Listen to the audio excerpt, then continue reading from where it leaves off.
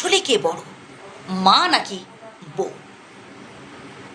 দেখুন, একজন সন্তান গর্ভে ধারণ করে, আর একজন এই সন্তানের কারণেই গর্ভবতী হয়। যিনি সন্তান গর্ভে ধারণ করেন তিনি হলেন ওই সন্তানের মা, আর এই পরিণত বয়সে সন্তানের কারণে যিনি গর্ভবতী হন তিনি হলেন তার স্ত্রী। শৈশব অবস্থায় একজন সন্তান যদি তার মাকে হারায়, যদি তার মা মারা যায় বা ছেড়ে পালায়, তখন সেই সন্তান না অসহায় হয়ে পড়ে। মানে সব কিছু সে অন্ধকার দেখে, সব কিছু তার কাছে শূন্য লাগে। ঠিক তেমনি এই সন্তানের বৃদ্ধ বয়সে যদি তার স্ত্রী মারা যায়, স্ত্রী না থাকে তার পাশে, সে সব কিছু অন্ধকার দেখে।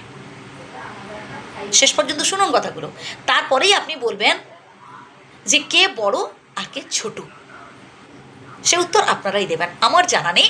আপনার কথাগুলো শুনুন শেষ পর্যন্ত।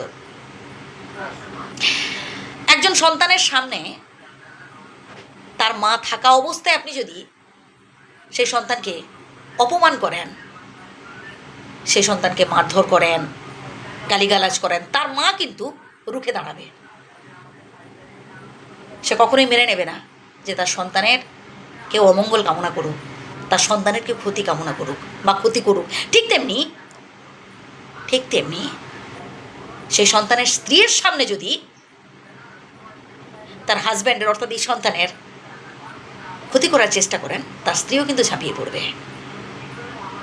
স্ত্রীর সামনে তার হাজব্যান্ডের দুর্নাম যদি কেউ করে, সে ছেড়ে কথা বলে না।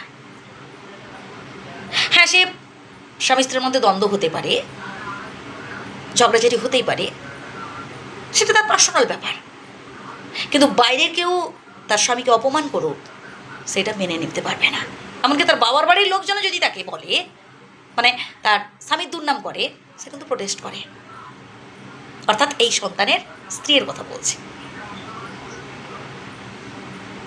একজন মা তার সন্তানকে কোনোদিনও ছেড়ে পালায় না, কোনোদিনও ছেড়ে পালায় না, একজন সত্যিকারের মা। ঠিক তেমনি একজন সত্যিকারের স্ত্রী তার স্বামীকে ছেড়ে কোনোদিনও পালায় না। আগে পিছিয়ে কিছু করার আগে না 10 বার ভাবে। দেখুন, আমি কিন্তু ব্যতিক্রমে আসছি না, ব্যতিক্রম সব জায়গায় থাকে, ওটা বাদ দেন, ওর নামই তো ব্যতিক্রম, সেটা ছাড়ুন।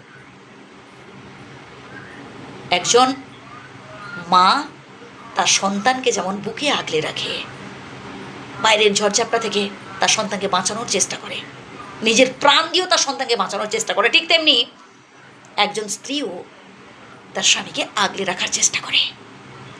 এবার আপনারাই বলুন, মা বড় নাকি স্ত্রী বড়? আমার জানা নেই, আপনারাই বলুন।